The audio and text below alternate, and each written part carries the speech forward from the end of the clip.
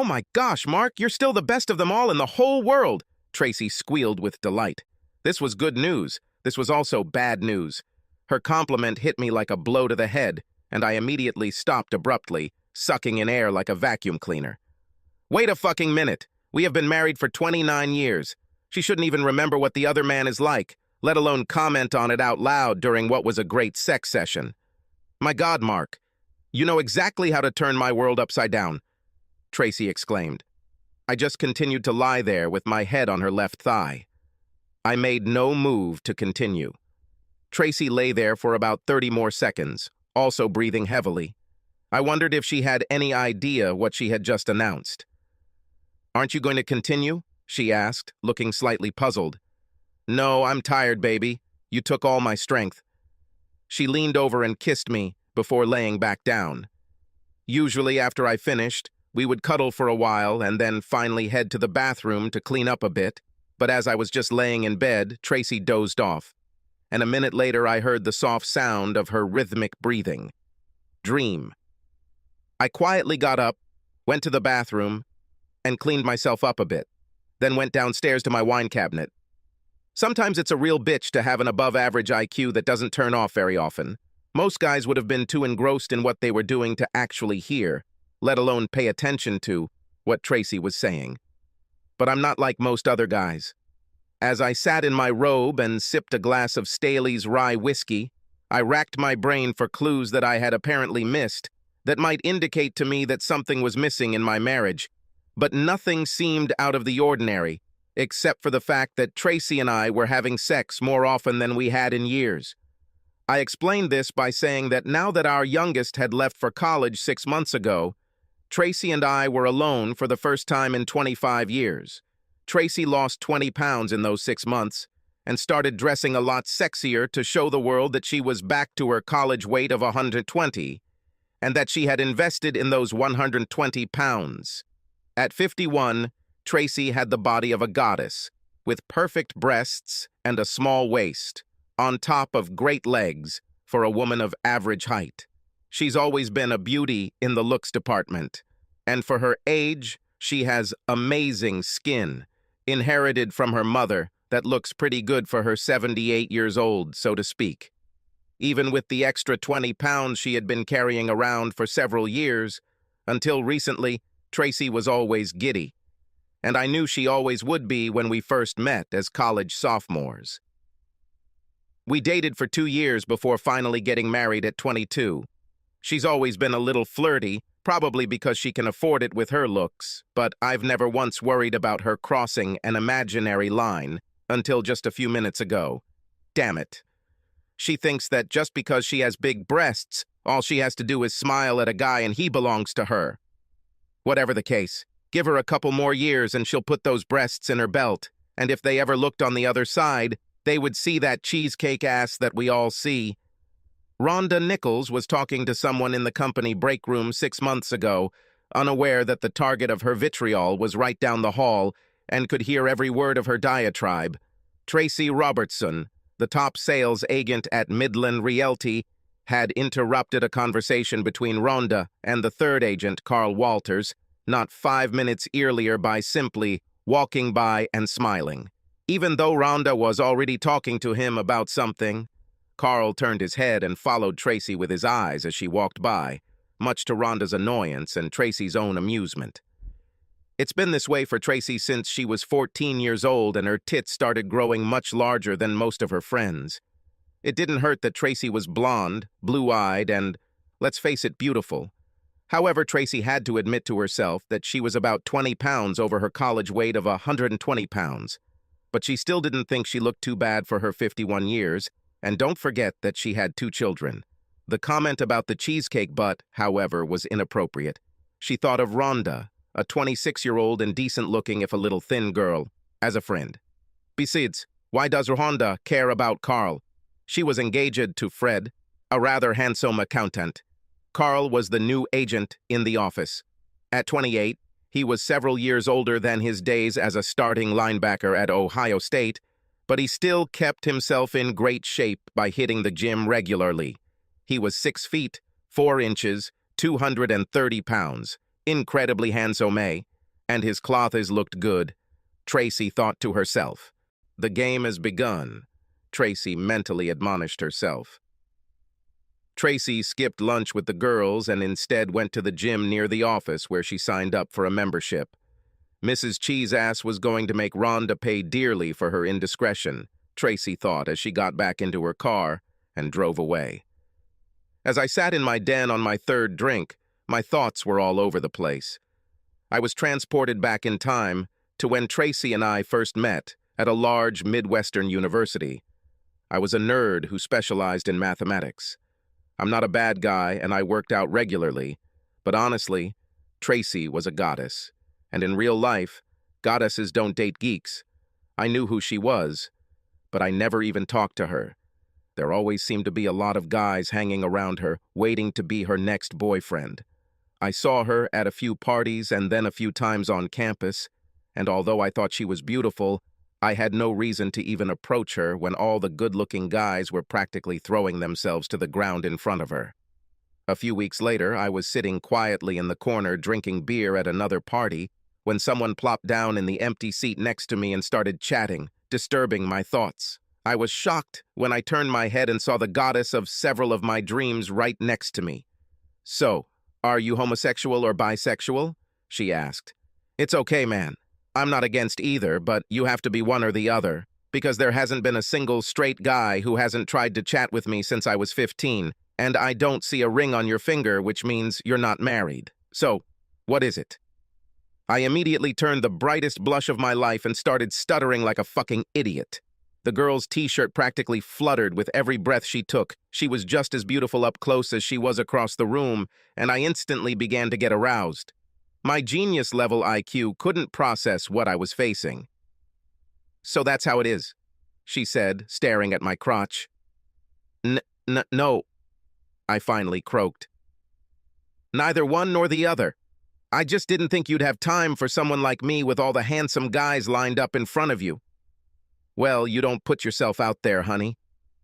We women sometimes like our men to be a little mysterious. We left the party together and got married right after graduating from university.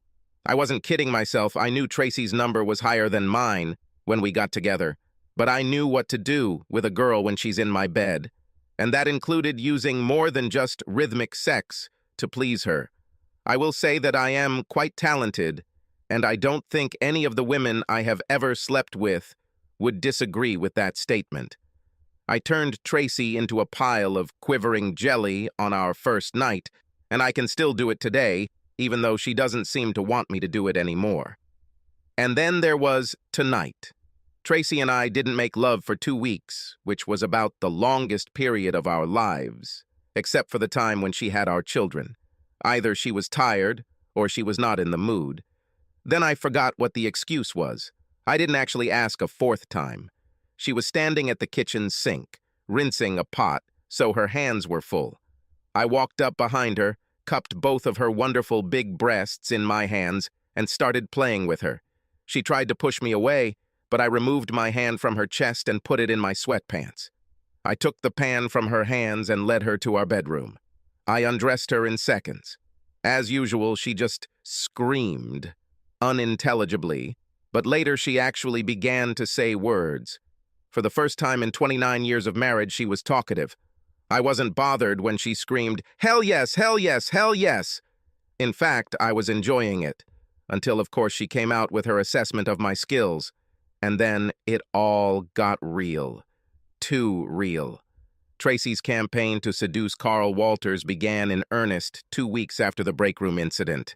She and Carl were working on a deal, which gave Tracy the perfect excuse to invite him to dinner. On the surface, it was no different from the time she invited other agents to lunch to discuss work, since she was not only the senior agent in the office, but also the #1 producer. Usually, the higher rank paid for lunch. In this case, she made sure that Rhonda was well informed about the dinner. Tracy was professional enough to figure out the business first. After all, a deal is a deal and a payday is a payday. Then, with things settled, Tracy apparently flipped the switch and became Carl's new hottest, if not best, friend. Over a bottle of wine, she learned almost everything about Carl. from his football days to his personal life. Yes, he told her. He did have a girlfriend, but they weren't exclusive yet. Tracy made sure to touch Carl's arm and wrist several times as they sat at the table talking. Her forest green professional blazer was unbuttoned, and her crisp white top was tight and unbuttoned to the top of her large breasts, as Carl could see. During the conversation, she leaned forward several times, and after a while, glancing quickly at the young man's lap, she realized that she had achieved the desired effect. It's so easy with men, she thought to herself. He is mine, but he doesn't know it yet. When I lose another 5 pounds, then I'll show him his gift. The private investigator I hired was worth a lot of the money I was planning on spending on a vacation to Hawaii this year. But given what he found, I think we weren't going to take that vacation after all. Apparently, Tracy was regularly having sex with the new realtor in her office, Carl Walters, as well as some guy named Fred Lazarus, and worse, her trainer at the gym. The private investigator seemed shy as hell while giving me his report, and I had to wonder if he was also going to go after my cheating wife. While not a complete nerd, I have made an eclectic group of friends over the years. One of my oldest friendships was with a lawyer named Martin Bolins. Like me, Marty was something of a smart, geeky guy, but I knew that if I ever got in trouble and needed a lawyer, Marty would have my back until the very end.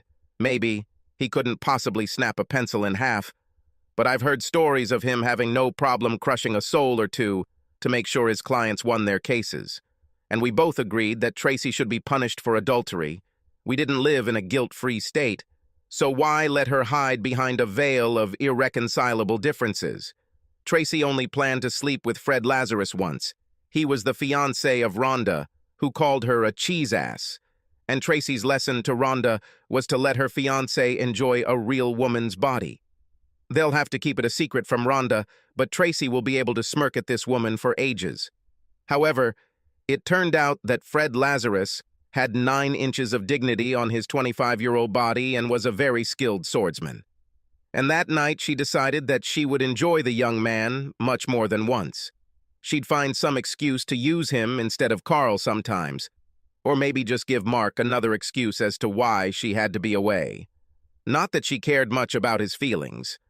Darren Trimble as a lover was completely unplanned. He was one of the trainers at the gym she joined, and while she admired his muscular physique, she had no intention of sleeping with him. That all changed when the young man gave Tracy a one-on-one workout, during which he placed his strong hands on her shoulders while demonstrating the exercise. Tracy immediately felt a tingling sensation from her shoulders to her heels and gently but firmly pushed her ass back to rub against Darren. The young man didn't hesitate to grab Tracy, and within 15 minutes the pair were in Darren's tiny flat, grabbing each other and tearing off their sportswear with the urgency of a couple on the first night of their honeymoon. She arrived home from Darren's apartment about 30 minutes later than usual, and was still in her workout clothes when Mark walked in about 5 minutes later. She quickly went upstairs to take a shower before going downstairs to start dinner, and her husband didn't seem to understand. Tracy was still in her workout clothes, and when I came home from work the other day, apparently she had just walked in. While I knew she was working out regularly now, as evidenced by her newly toned body, she was now also working out with a trainer, as my detective had reported a few weeks ago, so I assumed it had been a damn longer run than planned. She had a scared look on her face and didn't even bother going over for a quick greeting kiss like usual, and practically ran upstairs and got into the shower, all the while muttering about needing to wash the sweat off her body.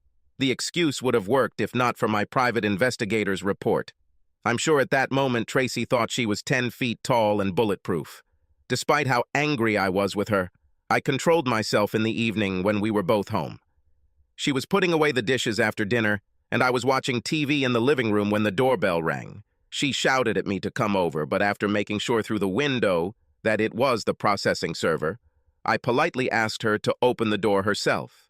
She chuckled at me, opened the door, and, a little later, staggered into the living room, holding a banal manila envelope in her hands. "What the hell?" she hissed at me, looking at the opened envelope. "How could you do this to me? What about our family? You're just upset that I pulled the trigger on you." I replied dispassionately. If you had a little more time, you would have done this to me yourself. You don't love me anymore. As I understand, this hasn't been the case for some time. I know of others, or at least some others. I started to choke when I finished speaking. Tracy began to blush deeply, and her look turned from shock to rage. You think you know something? Then go ahead and say it. I'm all ears. Carl Walters, Fred Lazarus, and I reached into my pocket for a small piece of paper. Darren Trimble. Yes, that's who I know about. Tracy's face changed expression again. This time it looked like the face of someone who had been punched in the gut. She sat down on the sofa opposite me. I guess she was pretty sure that at best I had suspicions and not answers. Well, I think if you were more courageous, we wouldn't be discussing this, she spat at me. I guess I shouldn't have been surprised that she immediately went into attack mode. Having sex with 3 guys behind my back must have been a huge boost to her self-confidence. Well, it's not my fault that I'm getting older, I sighed. Apparently 29 years wasn't enough to earn me a loyalty discount. Hell, none of these bastards were even alive when we got married. Tracy's eyebrows shot up at that statement. Yes, not only did I know that she had lovers, but I also had information about these guys. She looked like she wanted to continue down this path, but then she stopped herself. I'll let you stay in the house until we can sell it. I'll let you explain everything to the children and your parents, I said quietly. I stood up from my chair, went to the closet in the hallway, and pulled out 2 packed suitcases. She definitely didn't expect this. I'll come by in a few days and pick up the rest of my things. Hire your own lawyer, decide what you want to do, and call Marty. It's obvious that you don't care about me anymore, so let's do this quickly and get this over with. I have no idea what flew and crashed against the wall as I walked through the doorway. Although Mark was right, and Tracy planned to divorce him, she wasn't quite ready to take that step. She was figuring out in her mind how to twist everything so that her husband would look like the bad guy in this matter. She knew that Mark was well-liked by their friends, and it wouldn't take them long to completely side with him. As for the kids, she planned to be a little more direct, attacking his masculinity and hoping the girls would see the logic in her desire to have mind-blowing sex several times a week. Tracy had to admit to herself that Mark's action had taken her by surprise. She wondered if anyone had seen her with one of her lovers and told her husband, never realizing that she herself was the source of the leak, so to speak. But it still didn't seem like Mark's world was as devastated by it as she'd imagined it would be when she finally served him with the divorce papers. She was somewhat alarmed at how well he was holding up. In fact, he seemed to almost enjoy the situation. I was proud of myself when I left the house with my 2 suitcases. I could tell that Tracy wasn't expecting what hit her and that I seemed to have everything in hand. I drove to the nearest motel and checked in. It's time to start life again. Tracy was only struggling with one aspect of the divorce, but she fought it tooth and nail. She wanted me to change the reason to irreconcilable differences instead of adultery. She still got 50% of everything, so it wasn't about the money. But I had a feeling that she was going to twist the situation a little in front of the kids and her parents to make me look like the bad guy.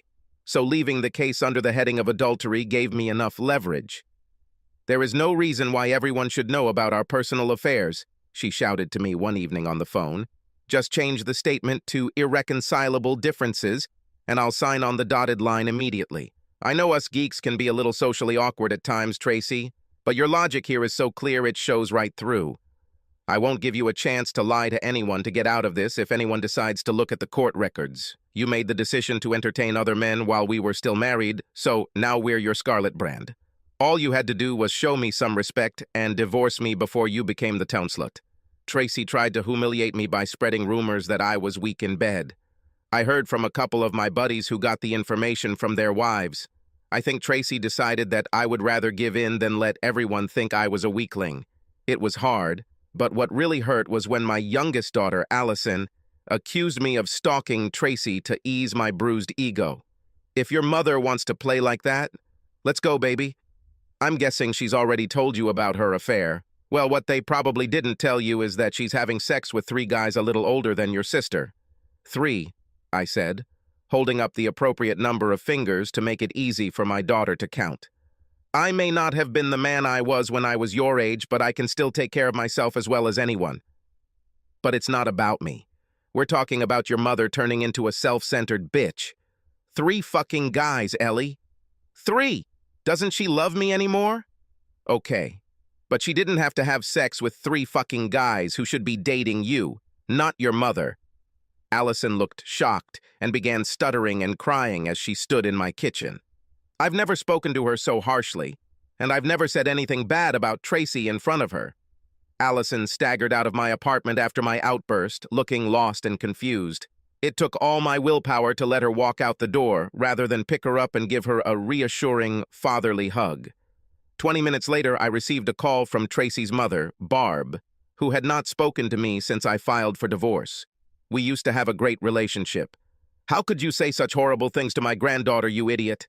she screamed at me when I answered the phone. "This girl used to worship the ground you walked on. Now she's lying on my couch crying her eyes out. How could you say such terrible things about Tracy?" "Mom, please listen for a second. Obviously, you've only heard one side of it, and it's definitely not mine. She has 3 guys for sex that you can ask her about. And if you still don't believe me, I have visual proof." Barb inhaled enough air to launch the weather balloon. "Oh my God. Mark, do you have photos? Videos?" "Yes, Mom," I said quietly. "I wasn't planning on using the nuclear option, but apparently your daughter thinks scorched earth is necessary." No, Mark. It is not necessary. I will talk to her. 3 guys, Mark." "Really?"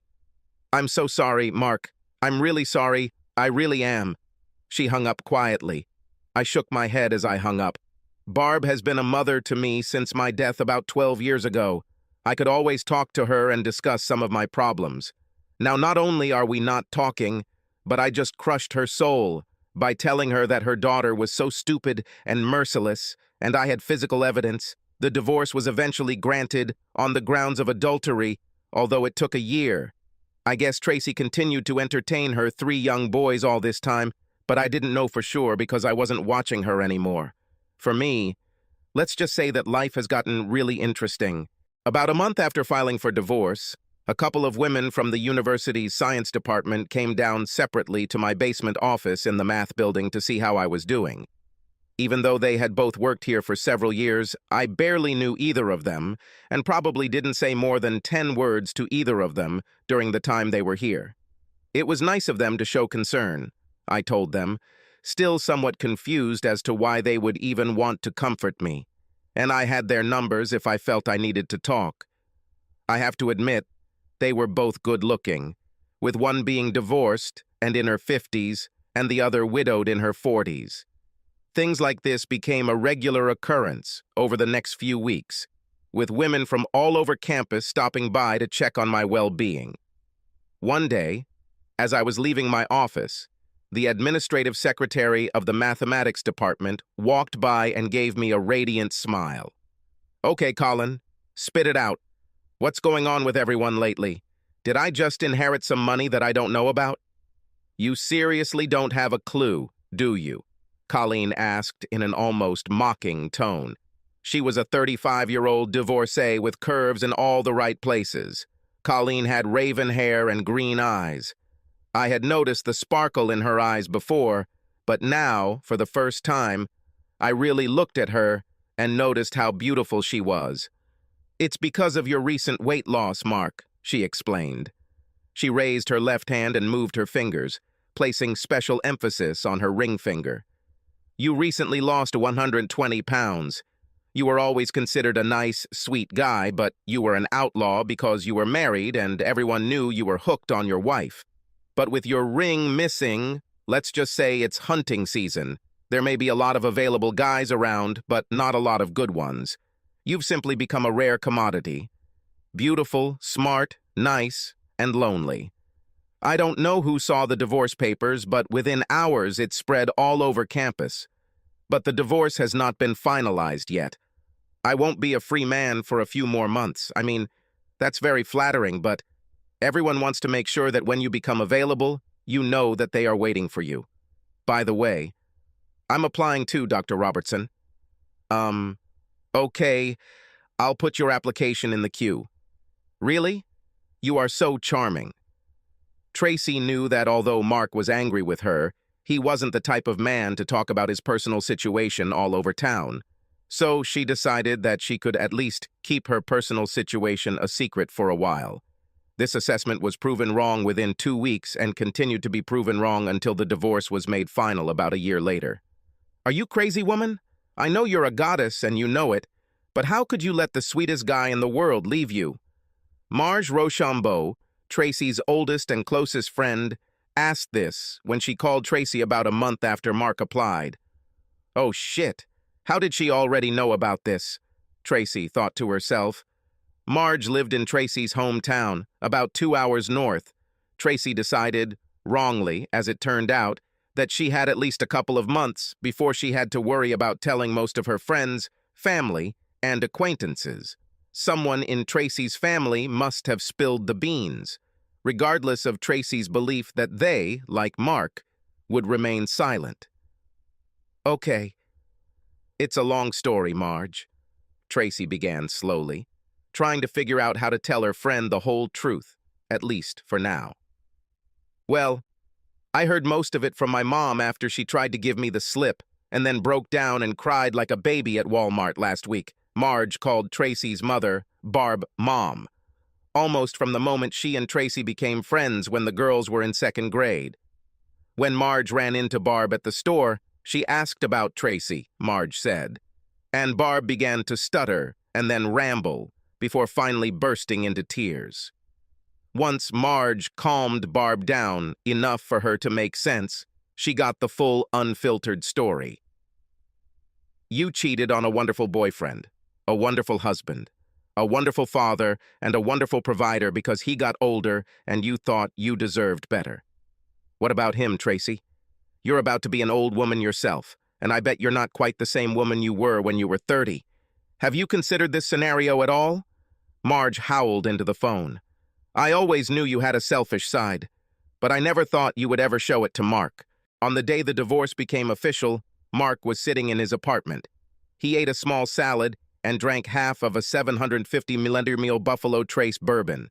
Tracy, on the other hand, invited Carl to a fancy dinner, and then they went back to his house. It was a scene they had repeated many times over the past year and several months, but for some reason Tracy found herself unable to keep the candle lit. She didn't like what was happening, but admit this to yourself, or even more so to him, was absolutely impossible. When it was finally over, she told him she was tired and needed to go home. She carefully removed Carl's hands from her chest, got dressed and left, noting as she got into the car that her first official night as a divorced woman was far from successful. I have a genius IQ. I can crack passwords in my head and read 4 books at the same time. But I have no fucking clue how to understand a woman, I told Judy Scalise, a longtime friend of Tracy and I, as we had dinner on my first official date 2 weeks after the divorce became official. I chose Judy because she was an old friend of mine, and I decided there would be no misunderstanding between us. I thought I had you girls figured out, but apparently I was just fooling myself for 30 years. So what should I do next? Judy was an artist, and I always found her thought processes to be quite unique. She was a couple of years younger than me and kept fit with regular stretching and yoga, and her smooth skin also belied her age. She had dark brown hair and blue eyes that looked like they could penetrate my soul. I found myself starting to think about her naked in my bed. I was hoping you would call eventually, Mark, she replied. However, I didn't think I'd be number 1 on your list, so I'm very honored. But let's not waste time talking about you and Tracy. This can be discussed over a cup of coffee at noon. Tonight, let's be 2 adults living our own lives and see what happens. How about we move on? I nodded my head. I agree. You can't move forward if you're busy looking back. I stood up, leaned towards Judy, and planted what I hoped was a firm kiss on her soft lips. She also stood up, leaned over the table towards me, and tried to suck my tonsils out of my mouth. I almost choked when she allowed me to gasp for air. Before that night, I had never thought about Judy in a sexual way. Yes, she was a beautiful woman and I could appreciate her great body, but I just didn't lust after other women when I was married. Firstly, I was married, and secondly, why would I lust after another woman when I was married to a goddess? I was out of the game, so to speak, for a hell of a long time, and I think it showed. I don't think my complexion returned to my normal color until the end of the meal, but I tried to relax and be calm. I think I managed to have a coherent conversation. We ate a slice of cheesecake and each had coffee for dessert. And then, I think we need to go back to my house for a real nightcap, Mark, Judy said, looking into my eyes. If I'm not mistaken, you haven't had sex since you left Tracy. I would like to be your first after the Queen. I know it sounds stupid, but I was actually afraid to have sex with Judy. It had been a long time, and I knew I wouldn't last long. And then I would need time to recharge, since I'm not 21 anymore. And since Judy was a friend of both Tracy and me, well, I wouldn't want the whole town to know about my failure. Dr. Markland Robertson, genius, professor of computational physics at the university, is a loser in bed. I could see how everyone would think that Tracy was right to leave me since I was an underachiever, where it really mattered. Judy made coffee when we got to her house and then excused herself to change into something more comfortable. My head was spinning. Judy returned wearing what looked like a terry robe made of a pullover with straps that only reached mid-thigh. Her nipples stuck out through the thin terry cloth, showing me that she had taken off her bra. I was more than a little interested. We sat together on her couch, drinking coffee and chatting innocently. I tried not to drool. "Mark, wake up! Mark!" I heard Judy's voice from somewhere deep in my brain. Oh my gosh, is there a drool running down my chin? I thought. Judy carefully took the coffee cup from my hand, placed it on the edge of the table, and quietly led me into her bedroom. I wasn't quite in this world when she slowly undressed me completely. "Wow. Slow down," I said quietly as my brain began to work. "A lot of time has passed, and I'm not quite ready for it all to end quickly." "Relax, Mark." "I understand," Judy replied. "We can do this again. I'm patient." "But I'm not that patient," I answered, taking off her robe. "I'd say everything went well." "Did you seriously have to be that irresistible?" Judy half said, half asked, as we lay on the bed side by side, looking into each other's eyes. "Well, yeah, that's what I'm here for, isn't it?" I answered. "Oh my God, Mark!" Judy moved closer to me and then turned her back so I could hug her. So we fell asleep, and I slept like a log for several hours before I woke up to the wonderful feeling of Judy from the waist down. "Good morning, Sonia." "Good morning to you too," I answered with pleasure. "You are incomparable, honey," she said, looking me straight in the eyes. Tracy met Judy for lunch at one of their favorite places about a month later. Tracy called and invited Judy to a meeting, and although the two were friends in their own right, Judy knew that the dinner was about the time she spent with Tracy's ex. Judy had met Mark a couple of times before, and she didn't think this call was too random.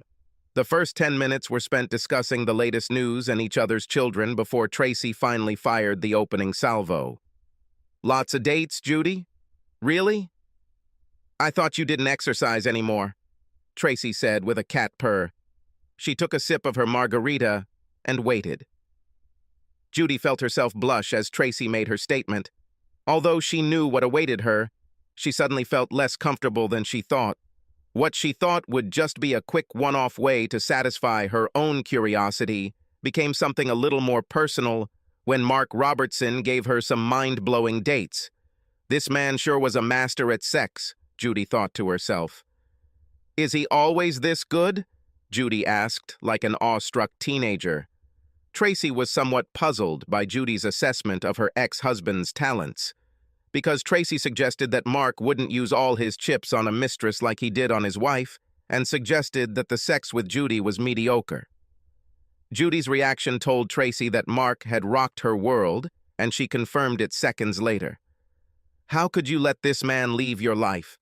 Are you crazy, little sister? Smart, handsome, sweet, and damned wizard." Tracy's smile disappeared from her face. She took a quick sip of her margarita and sort of raised her eyebrows in response, then quickly changed the subject as she set her drink down. Judy saw that her praise of Mark was not at all what Tracy had expected. Not wanting to show Tracy her luck, she allowed Tracy to steer the conversation away from Mark. Molly Hamilton was pressed against my right side, her right hand on my chest, breathing rhythmically in her sleep. We had just finished a wild sex session. What we were doing was definitely not lovemaking, and I was tired too. I was beat up, sticky, and definitely felt like $1,000,000. If I live to be 100, I will never understand women. My ex-wife cheated on me because I couldn't give her what she needed sexually, she said. So, I just slept with my third woman in the last 3 months. I had possibly the best sex of my entire life. And I made this 32-year-old scream like a banshee and nearly pass out. I can't put it all together. Molly is a physician assistant who works in an orthopedic clinic. I know it sounds corny, but I actually met her at the gym. She was working out hard on the machines, sweat was running down her face, and she was filling out her tight workout uniform really well. I usually take a quick glance at cute girls and then move on. But this babe was happy to flex her legs, even grunting as she stood up, and with her tousled hair covered in sweat, I knew she was here to work, not to attract a partner. That's why she attracted me. I waited until she finished her workout and headed to her locker before cautiously approaching her.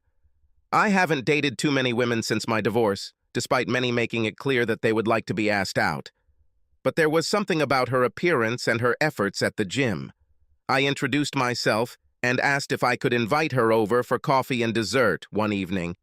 She hesitated for a moment, and I saw the light in her green eyes change shape before agreeing. She asked for my number, then entered her name and number. We smiled at each other, then I looked at her beautiful ass as she turned and walked out of the gym. Before she could walk out the door, I called her on the phone. I know it seems pretty desperate, but now is a good time to ask this question. "How about Thursday evening?" I asked. She turned around and looked at me through the glass of the door. She smiled widely, and I think maybe my heart skipped a beat. "So it's Thursday evening.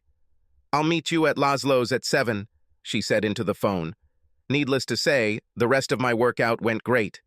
That night, absolutely nothing hurt.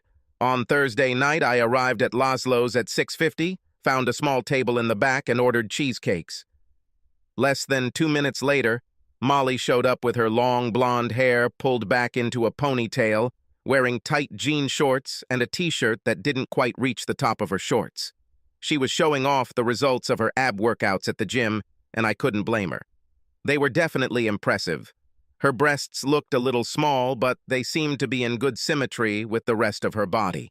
Plus, she probably would have attracted too much attention if she was a little bigger because she wasn't wearing a bra, and it was easy to see when she walked up to me. I was sitting at a high top desk, so Molly had to sit up to sit in her chair while I held it for her. And her bra-less tits kind of bounced when she sat down. She caught me looking at the rebound and raised an eyebrow in question, so I smiled and nodded back at her. We ate cheesecake, drank coffee, and talked for 2 hours. I found myself bewitched by this woman, who was not much older than my daughters. I don't know if she was as keen on me, but she agreed to go out with me in a week, starting on Saturday. We visited the antique car museum before heading to a restaurant for a bite to eat. We then headed back to my apartment, and the rest, as they say, is history. Obviously, the old man still had something left in the tank. While Mark was falling asleep, on the other side of town, Tracy was getting pleasured hard and fast from a young guy she had met earlier in the evening. She again did not dress herself up as she would have liked. Shouldn't this have been more fun? She thought to herself as she got into the car to drive home. She took a quick look in the rearview mirror, and although she liked what she saw, something was definitely wrong, she thought to herself. Carl broke up with her a month ago, saying he wanted to start dating someone who was looking for marriage and children. 2 things Tracy couldn't give him. Carl was right, and he was nice about the breakup. But as Tracy realized then, she had been dumped for the 2nd time in a row. First Mark, then Carl. Tracy was able to rationalize Carl's departure by noting to herself that sex with him was becoming stale. At times, she seemed disinterested. This shouldn't have happened to someone like me, she thought in the deepest recesses of her mind. As Tracy pulled into the driveway, she told herself that the next time she went out, maybe she should look for someone more her age. They might not be as hot as the younger guys, but maybe she would actually be interested in what they were talking about. Spending time with Molly only reinforced in my mind what I had always believed about Tracy.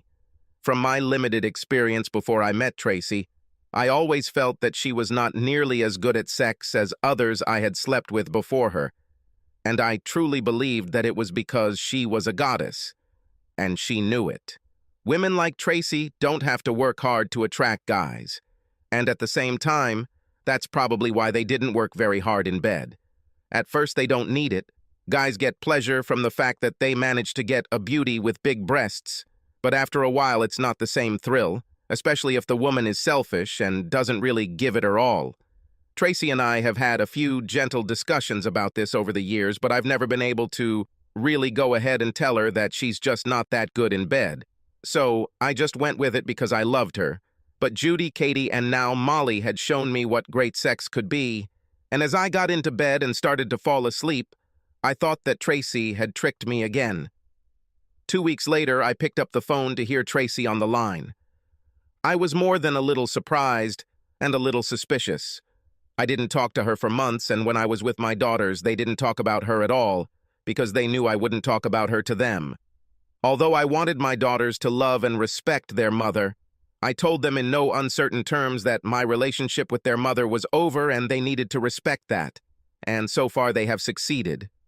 Mark, April wants to know if we can be civil to each other long enough to survive her wedding. Looks like Robert has finally popped the question, and she wants us to get married, but only if we don't intend to act like enemies. Well, I haven't heard from April yet, but you can assure her that I will be the perfect gentleman, especially if you remember that you were the woman I once loved. And I will pass this on to our daughter when she officially calls to tell me her good news. April called the next day to tell me her good news, and I told her the same thing I told her mother. She informed me that Tracy was going to help her plan the event, and I told her to have the time of her life, and I was more than willing to pay for it. I'm not overly emotional, but I have to admit that when I walked April down the aisle, I was shocked. My little girl put aside her dolls, silly songs, and love for toys and grew into a beautiful woman, both inside and out. The walk down the aisle only lasted a couple of minutes, but in those 30 steps, I saw hundreds of images flashing before my eyes. When I handed it over to Robert at the altar, a river of happy tears flowed down my cheeks. I walked over to our family and stood next to Tracy, who leaned over and kissed me passionately on the cheek. She was crying, too. We did a waltz for our father-daughter dance, and I thought it went well. Robert and his mother, Isabel, then danced a mother-son dance to the foxtrot. After that, the music became more modern, and for the most part, the hall was filled with people in their 20s and 30s.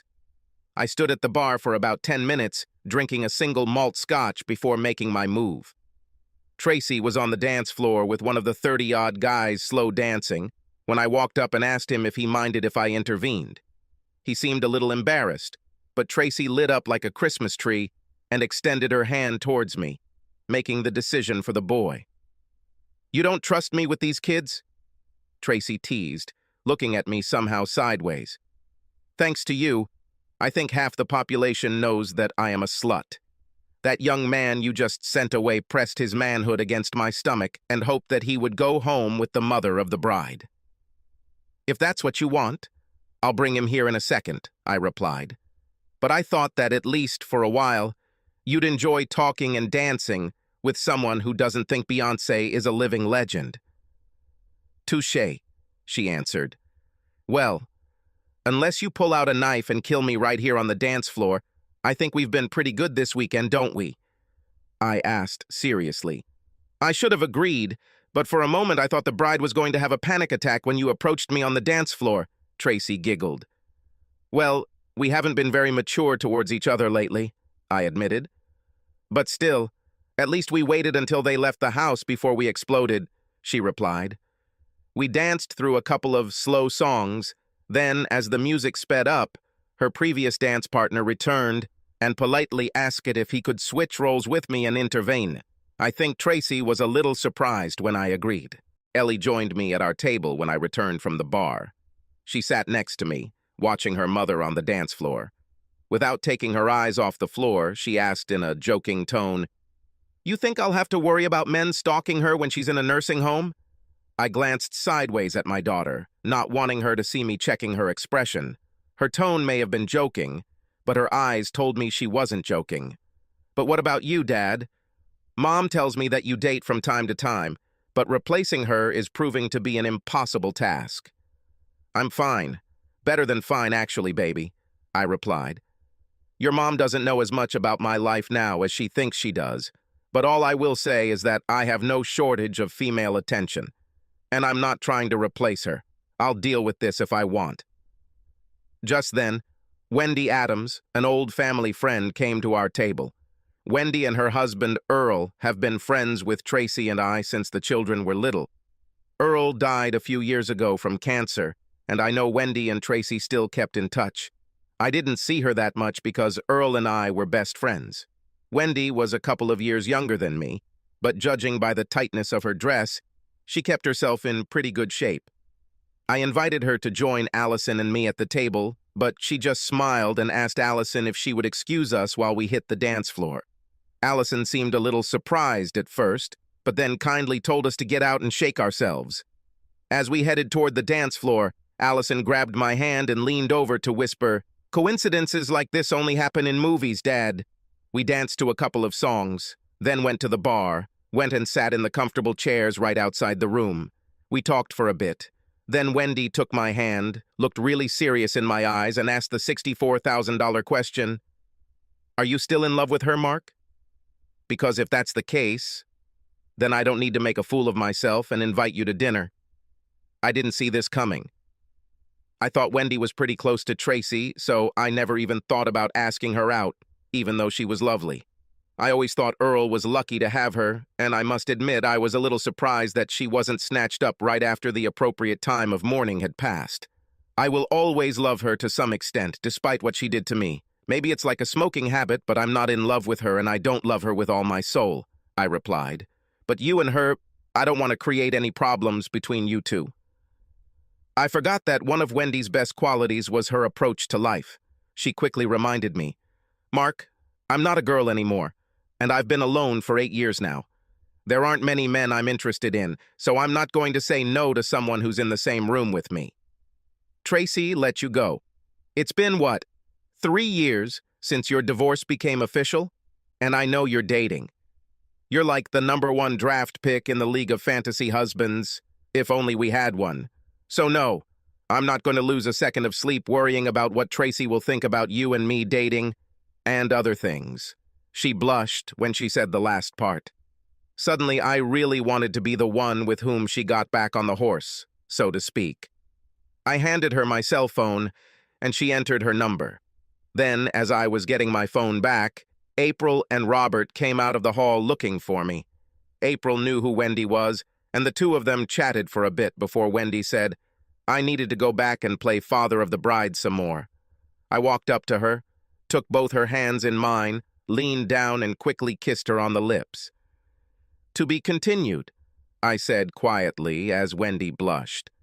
We did all the usual wedding things, including cutting the cake, and Tracy was practically glued to me for the rest of the night.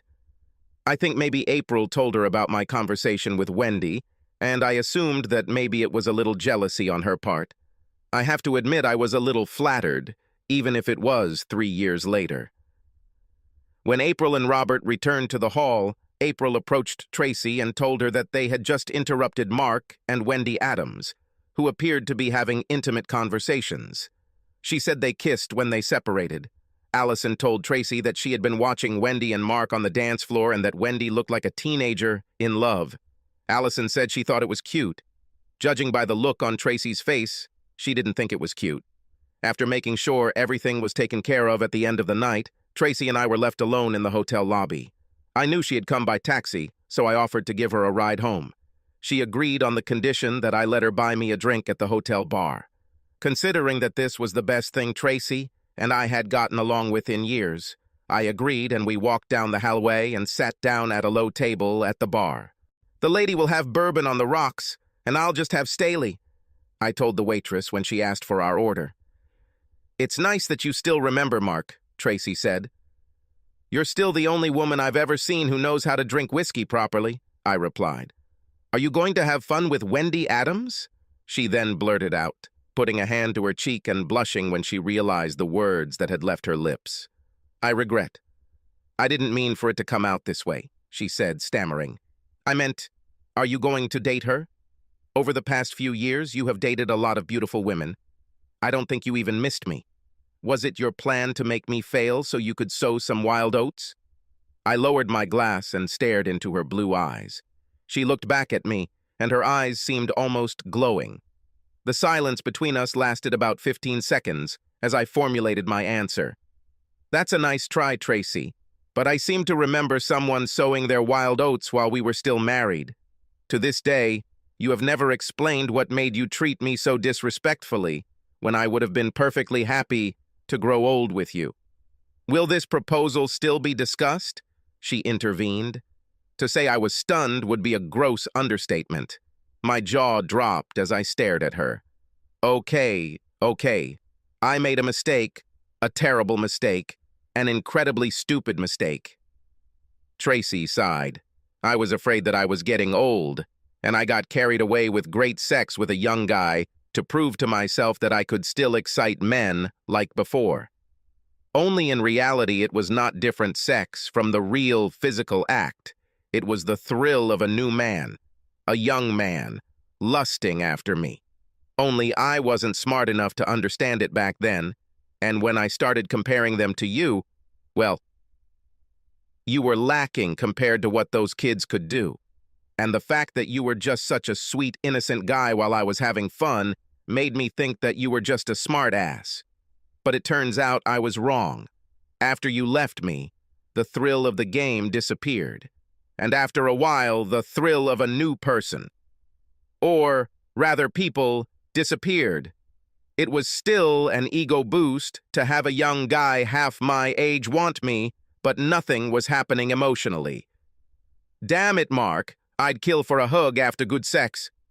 Have you thought about dating someone your age, someone who was in your category, and has an idea about life, even if he can't hit the high notes like these kids? After all, Tracy, no matter how good you look, you're not 22 anymore either, I said. That's what I'm trying to do now, Mark, she said decisively. We had 30 good years together. Can you forgive my error in judgment and become mine again? Please. There were large tears in Tracy's eyes. Before all this started, I would have held her in my arms and tried to make the world a better place for her. Even now, after everything that had happened, part of me still wanted to do just that. In the end, to some extent, it was a victory. No, 3 years ago this might have been a victory. Now, it was just a desperate apology. I shook my head slowly. First of all, we only had about 29 good years together. I definitely wouldn't call this last year a good one. But this is real life, Tracy. In real life, we won't succeed. Come on, let's take you home. Wendy Adams ended what had turned out to be a pretty good second bachelorhood for me. I waited a week to call her after the wedding. We ate at a nice seafood restaurant a couple of towns away. She wore a tight dress, and men kept staring at her all night. But unlike Tracy, she didn't seem to notice the attention. Her attention was solely focused on me. After a great meal and great conversation, we went back to her house for after dinner, drinks, and dessert. She poured us both a glass of cognac, which we casually drank in about 5 minutes. Then it was time for dessert. She stood up, took my hand, and led me to the upstairs bedroom. I noted that this was not the master bedroom, and did not appear to be used very often. I completely understood her reluctance to have sex in the bed she shared with Earl. Wendy didn't need to tell me to be gentle with her. I knew she probably hadn't had sex with more than a couple of guys since Earl's death, if any. I knew that they were very much in love with each other. I did it very gently and slowly, starting with soft kisses on her lips as I helped her take off her clothes. She then started helping me out of mine as I started kissing her bare shoulders, then her upper breasts. Her beautiful big tits still had life in them, and stood out proudly against gravity. Tenderness gave way to passion, which I didn't even expect to see in this woman. When I finally looked up, she could barely breathe out, "Enough!" We kissed a little more, then just lay there entwined until I heard her breathing enter the sleep cycle. She looked like an angel, and I must have watched her sleep for a good 10 minutes. In the last 3 years since my divorce, I have experienced an amazing sexual renaissance and enjoyed women of all ages. However, there was something about this connection. Yes, I was satisfied on a sexual level, but it seemed that I had an emotional attachment to Wendy. I just started to wonder if she felt the same way as I drifted into what turned out to be my best night of sleep in forever. Although it was no longer unusual for me to wake up in a strange bed in the morning, everything about this morning felt different. You know, almost like waking up on a lazy Sunday morning in the good old days with Tracy downstairs making breakfast and the girls running around her feet playing some kind of game. But there was no Tracy there, no laughing children. Just Wendy frying up some bacon, if my nose serves me right, and there was a pot of coffee already standing. I put on a t-shirt and trousers, I couldn't find my shirt, and staggered downstairs, not caring about anything. Then I found my shirt. Wendy was wearing my shirt and nothing else, with the sleeves rolled up to her elbows and the buttons only halfway buttoned. My shirt has never looked better. "Hey, Sonia, I hope you don't mind that I borrowed your shirt. It just smelled like you and I wanted to stay around it for a while longer," she said. "Well, then how about breakfast?" I asked. "Can a starving man get a little attention?" She slowly sidled towards me as I spread my arms wide and pulled her into a tight hug. She smelled just like us last night, and I couldn't imagine a better scent in the whole world. I moaned. She moaned in response. We ate and discussed our plans for the day. It was Saturday, so we had all day to do whatever we wanted. We never discussed what I was going to do or what she was going to do. We discussed what we were going to do. We made several plans before I came up with the most brilliant idea of my life. "This will sound completely stupid, but how about we get married today?" I asked. "You have an excellent IQ," she replied. "I will do whatever you think is best."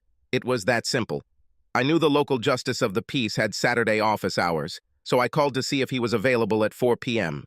And so it was, so we had just over 7 hours to get cleaned up and ready for the wedding party. I needed a best man, and Wendy's 28-year-old son, Aaron, was more than happy to support me once I explained that the bride was his mother.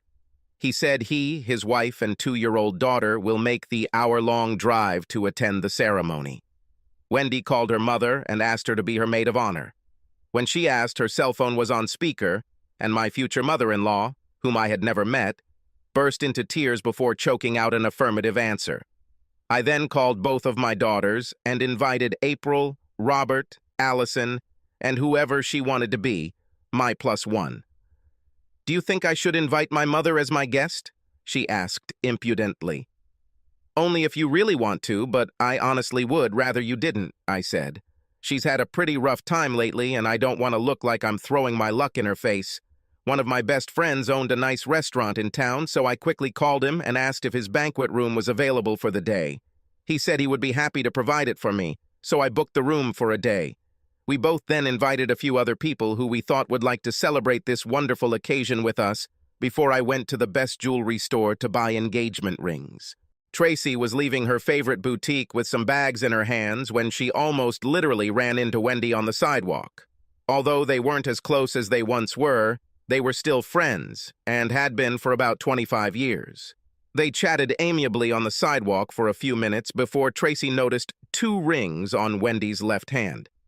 "My God, girl, they are absolutely amazing." Wendy blushed deeply as a light went on in Tracy's brain. Are you married?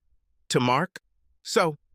Tracy swayed a little, and Wendy thought she might faint. She took her friend by the shoulder and helped her calm down. "I didn't know." "I'm really sorry," Tracy quickly apologized. "We really didn't talk about it too much. It just all happened so fast." Wendy blushed.